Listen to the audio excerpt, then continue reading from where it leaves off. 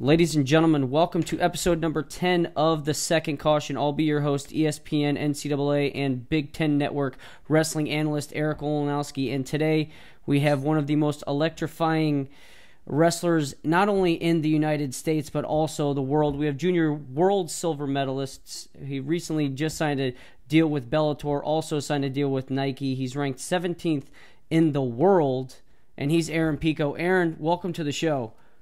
Hi, welcome. Thank you for having me. Appreciate it. Yeah, no problem. I'm excited to have you. Thank you very much for being so professional, getting back to me on time. That's what I like to see.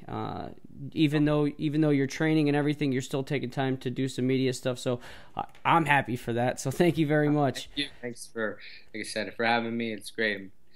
It's going to be good. Yeah, so you recently just came back from a week-long training wrestling trip to Cuba. That's one of my dreams, is to go to Cuba. I've always wanted to go. I was speaking with Jason Walsh, and I told him I'm envious of him for going. Before we get into the wrestling aspect of Cuba, let's get to just Cuba in general. How were the people, the food? I heard there's a bunch of crazy old cars. How was Cuba in general? It's amazing. It's hands down the best place that I've been to, just to be there and see the old cars, the old buildings, and the people are great, and they treat you well. And I mean, the facilities are a little run down, but I gotta give it to those people. They make do of it, and they obviously produce very good wrestling. And we had a great time. I was there with my coach and the three girls that are on our team now. Elena, Helen, and Vicky, and Jason was there as well. I roomed with him, and we had a great time. After the tournament, we danced almost every night. People love to dance there, and I'm trying to sharpen up on my dancing skills. I'm not very good, but I give it the best I can. Got some tips from some locals, and we had a great time. I can't. I wish you can go there. It's hard to explain. You just have to be there to see it. It's a unique place, and to see it well, it's under communism. So as soon as it opens up, and I'm sure builders are going to go in there and change that, and it's going to be a whole different. So just to see it as it old Cuba, it's a great experience. I'm going to be able to pass that down to my kids and share what it was like back in the day. So have you been to Cuba before? Yeah, I was there actually last year. I was there for longer last year. I was there for like 2 weeks, just to train basically. I did a little junior tournament, but I only had like 2 matches. I was there with Kyle Snyder and Garrett Ryan, who's now at Columbia, and we were there for 2 weeks. We had like a 2-week training camp, which was great. It's helped me out a lot. Okay, so let's jump into the wrestling component of the trip. As you said, you've been to Cuba before. Did you know somebody previously from your trip prior that you were interested in working out with or looking forward to working out with?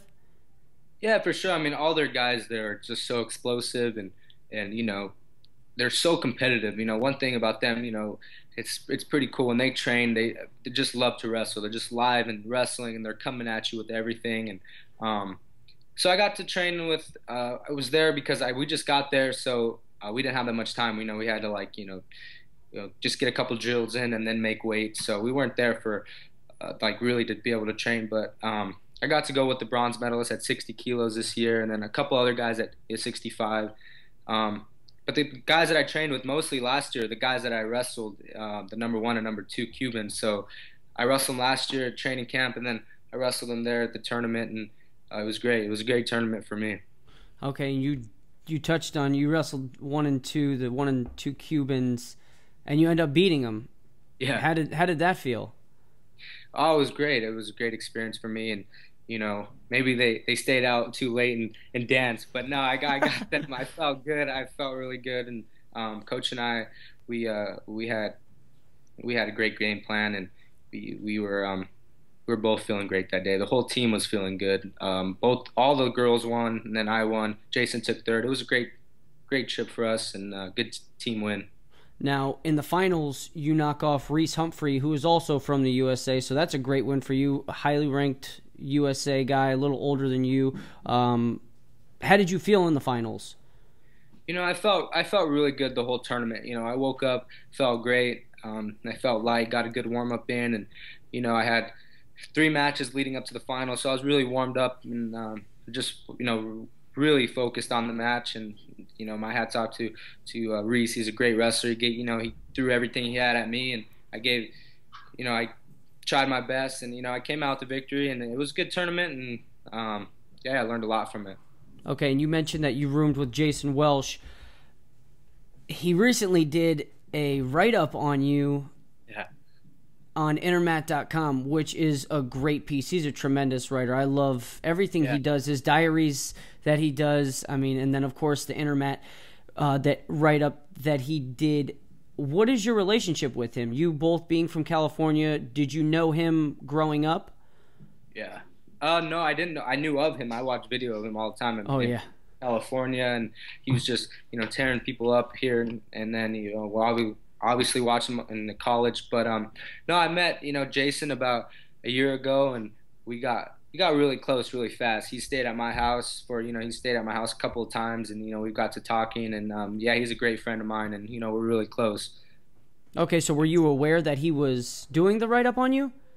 Yeah, I was aware. He was talking about it, and he was, taking notes and things like that. And he was showing me, he showed me, I mean, not really.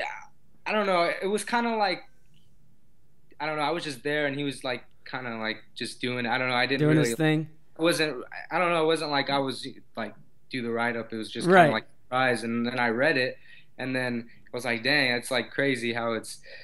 I don't know. I didn't really pay attention. I just was kind of doing my thing, and Right. we were training so much, and I don't even know how he got it done because we were so busy the whole time, So And if you read it, you just felt like you were there, not only with you, but with your family sitting around. You just felt like you were a part of the entire story. And that's what I love about his writing is it's so detailed that he makes you feel like you're there. Can we expect Aaron Pico to do a Jason Walsh write-up? yeah, I mean that guy's everywhere. If he could sit still for a little bit, and we get to, I get to spend some time, but that guy is everywhere. So yeah, maybe one day when one of these training camps, I can go up to his house and train with him and do a little write up. It would be pretty cool. Okay, and speaking of being everywhere, you're everywhere. I mean, you're all over the place. And coming up on April 4th, you'll be in Iowa City, Iowa, wrestling Brent Metcalf, who at your weight is ranked 8th in the world at Agon. Is there a number? Agon, like Flow Pro does Flow Pro 5. Is it just Agon? I think Agon 5. Agon 5? Okay. Yeah. So you'll be wrestling Brent Metcalf, who is, I mentioned, ranked 8th in the world in Iowa City. And for those who don't know, Brent Metcalf went to the University of Iowa where he won several national titles. Is it actually going to be in Carver Hawkeye Arena, or are you guys going to be wrestling somewhere else? Originally it was planned to be in Carver Hawkeye Arena, but it's been moved to Okay. A different arena, but it's still going to be in Iowa, and it's going to be a great show. We've got a lot of great guys on the card, and man, it's going to be an exciting night of wrestling, and I'm just happy to be a part of it. Okay, and you mentioned the great card. You guys have, as I mentioned, you versus Metcalf. Cejudo, who was the Olympic champion, is coming out to wrestle Anthony Ramos, and Welsh and St. John's will also be wrestling. Was this a match that you went to somebody and asked for, or was this brought to your attention that, hey, Metcalf has asked to wrestle you, or what was it about? How did it go about? No, it was a match that was brought to our attention, and we sat down with the team and evaluated, and it's a great match for me. When they told me, it's going to be in Iowa, people are a little, concerned that it's going to be in Iowa, or, he has the advantage and things like that. And I said, no, I don't want it anywhere else. I want it in Iowa, whether it be in Carver, whether it be another arena in Iowa. I want it in Iowa. So that's what those were my thoughts. And, I was driving to practice, with my grandpa, and I just got to thinking. I said, you know what, we need to have it in Iowa because, Olympic trials are going to be in. I think they're going to be in Iowa City, so it's going to be a good little test run to be. I might have to wrestle him for an Olympic spot, so might as well go do a test run in Iowa and wrestle him. When the pressure's not on. I mean, I'm gonna go out there, give it my all, but I'm gonna be, ready when it comes 2016. And if I do wrestle him, I'm gonna, I already done a test run in Iowa. I've wrestled him in Iowa, so it's gonna be no problem when the Olympic trials come. So that's what my take was on the match, and it's gonna be good. That's a great take. Thank you for that. I like hearing that, and you're not afraid. I Yeah. mean, you have nothing to lose at Agon, and you're already looking forward to 2016 to the Olympic trials. So that's great thinking down the road. You are very young to be as successful as you are. I'm taking a wild guess saying that you haven't really thought about this right now. So you're 18 years old. Is that correct? Yeah, I'm 18. Okay, so you're 18. So you'll be 19 during the Olympic Games. So Yeah. that'll be 2016. And then if you you shoot for Tokyo, which is in 2020, you'll be 23. And then I was thinking about it this way. Jordan Burroughs right now is 26. He'll be 27 heading into Rio. So you'll be 27 in 2 Olympics. So you could potentially wrestle in 3 Olympic Games. Is there a timeline for you that you're thinking that you would want to compete? Because I know you have fighting on the schedule. Is there a timeline for you for wrestling? No, I mean I'm always gonna be wrestling, and that's just one core sport of mine that I'm always gonna be doing. I'm gonna be young in 2016 and 2020. Yeah, I mean, like as long as my body's feeling good and everything's going well, we'll see how it goes. But right now, just first thing is first is 2016. I'm going to be young, so there's a lot of effort going into that, and we'll see what the future holds. Right now, I'm just taking it one day at a time, and we're staying healthy, and we'll see how it goes. But for right now, just like I said, we're taking it one step at a time. Okay, so let's stay on this. We're going to jump to a Twitter question right now from Brian C. LaPrade. He asks, are you going to wrestle folk style, or are you only staying in freestyle? Oh, absolutely not. Freestyle is the way to go? Yeah, this is what I love to do, and this is to be the best in the world, you got to do freestyle. Oh, I 100% agree. Okay, so you said you're not thinking too far into the future, but after you're done competing, do you have any urge to coach, to give back to the sport, or are you just, once you're done wrestling, kick back? No, absolutely. I really want to be able to coach. I don't know if it's going to be the traditional program and things like that, but I think it's going to be more of like my coach, and the way he travels with me and coaches me. He's taught me so much. I've been all around the world. I've seen all kinds of the way the Cubans train, the way the Russians train, and I think I want to share my knowledge to another person, and help them get to where they want to be. So yeah, for sure I see myself coaching, and in the future. I got a wealth of knowledge. I'm still learning. I've been all around the world, so I feel it's going to be great to pass it on to next person. Okay, and this is going to be the last question before we jump into our quick-fire questions. Those are going to be questions that just give you 10, 15 seconds to answer really quick. But last question before we get to the quick-fires. What are Aaron Pico's goals? I got a lot of goals. I think for right now, just be the best I can be at whatever I do. I have so many goals, and I got so many goals outside of wrestling. I want to, ride motorcycles in Mexico, race in Mexico. I want to, race trophy trucks.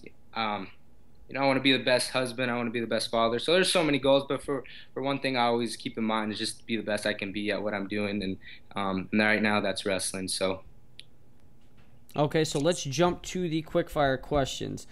This unrelated to wrestling, unrelated to any sport. If you could have one school to go to anywhere in the country, full ride, free ride, where would you go? You said for wrestling? No, not for wrestling. Just to go for the education.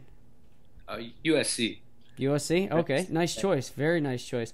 Favorite place that you've traveled? I know you said earlier Cuba was your favorite place, but is that your hands down favorite choice? Hands down favorite, yeah. I love Cuba. Yeah, for sure. Okay, and last question. Favorite thing to do when you're away from, I'm just going to say training because I know you do it all. Chill out at home and barbecue. Okay. Eat good food, huh? Yeah, just chill out with the family and barbecue and play basketball. That's what we do. No, we don't Okay. do anything crazy. That's what I like to do. Just chill out. I'm always on the go. So just to be at home and have home cooked meals is the best. Yeah, big family man too.